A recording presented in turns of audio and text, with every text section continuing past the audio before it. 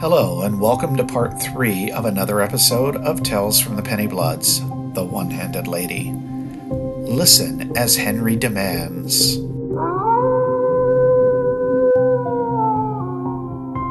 But if not an animal, what then? What indeed?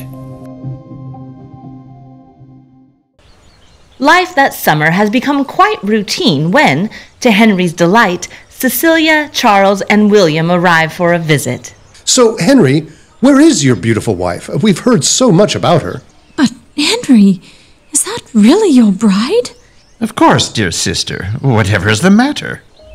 Oh, I know. It's her, from my dream. What? What are you saying?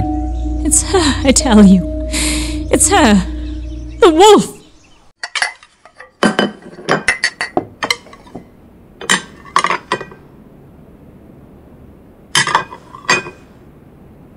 Please, let's not stand on ceremony. Eat. I don't think my wife will be joining us.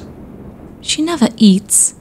I have not seen her eat a thing since we've arrived. Oh, she's a very private person, Cecilia. She's accustomed to solitude. Having so many people around is too much excitement for her. It's a bit gloomy here to call this excitement, don't you think? Well, it's nothing like the Shropshire countryside, that's for certain. That's why it's been so delightful for me to have you here these past few weeks. At least William's made himself at home.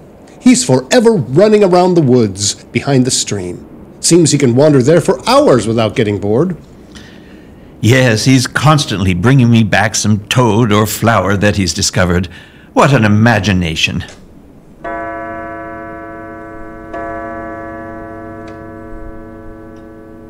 But where is William? He should be back by now.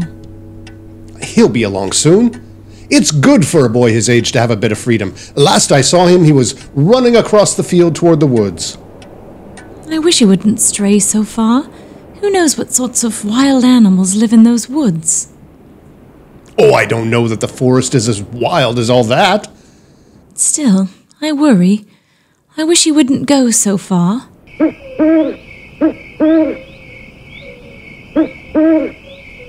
But hours later, William has not returned.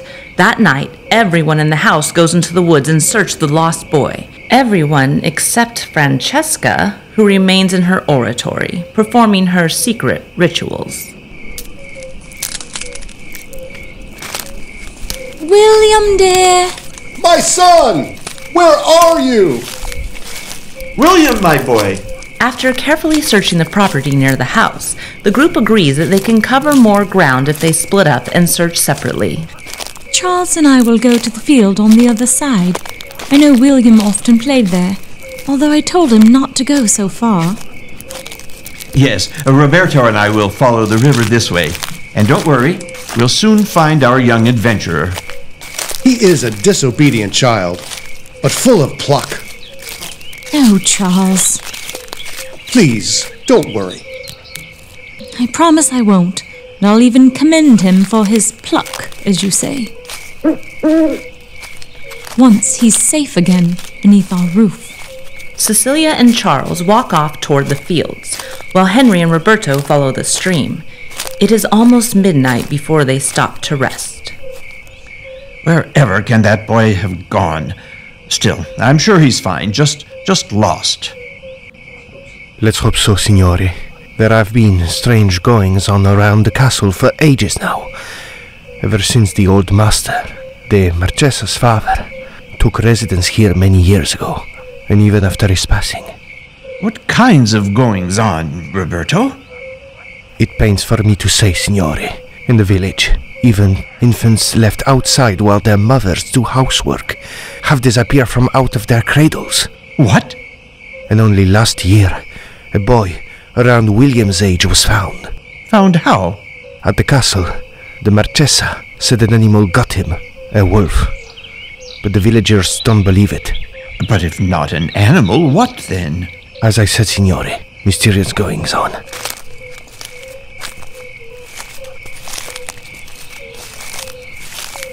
Henry and Roberto pass through the darkest parts of the forest. heading toward the distant waterfall where he knows his nephew likes to play. True, it's far from the castle, and his parents have forbidden the boy to play there, but few children obey their parents all the time, even if perhaps those parents sometimes know best. William! William, can you hear me? Henry stands still, waiting as the forest becomes silent, hoping to hear his nephew's voice. Instead,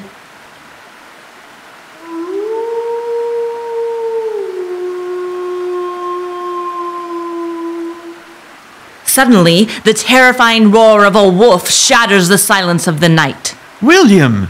This way, signore! While others might have turned away frightened, Henry and Roberto run deeper into the forest, racing toward the sound of the wild animal.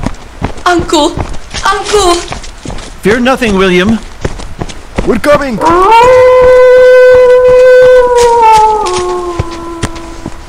Help me! Help me! As Henry reaches the alcove in the forest beside the waterfall, he beholds an amazing sight. First, he sees his nephew William, his clothes torn from running through the branches, his face pale from lack of food and sleep. But the boy wears an enormous smile at seeing his beloved uncle. Stay calm. I'm coming. On the other side of the water, though, Henry beholds a truly horrifying sight. An enormous wolf. The beast seems larger than an ordinary wolf, more vicious and violent as it attempts to attack the young boy. Please hurry. Henry and Roberto rush forward, standing between a demonic wolf and the terrified child. Roberto holds only his lantern, but Henry picks up a large tree branch that lies at his feet and stands ready to fight off the beast. For a moment, the four figures, the boy, the men, and the wolf, stand absolutely motionless. After a minute that feels like a lifetime, the wolf rushes the boy. Help! Help! Henry and Roberto stand their ground, defending William with their very lives. Then it happens. The figure of a young woman, surrounded by a hazy white mist, appears in the moonlit night and approaches the wolf. Uncle, what's going on? Stay still, my boy. Who's that lady? It's going to be all right. From inside the mist, the figure of a young woman emerges and stands firm before the demonic creature. Let the boy alone. The wolf continues to growl, but then the ghostly woman raises her hand and threatens the beast. Leave them, I say. At first, it seems to have no effect on the wild animal, but after a moment, the wolf growls one last time, bounds off, and disappears into the forest. William races into his uncle's arms. You're safe now, my boy. Oh, Uncle, but what happened? I'm not really sure.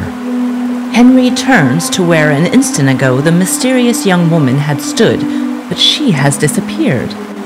The lady. She's gone. But who is she? I want to thank her. I don't know, my boy, but surely one who wishes us well.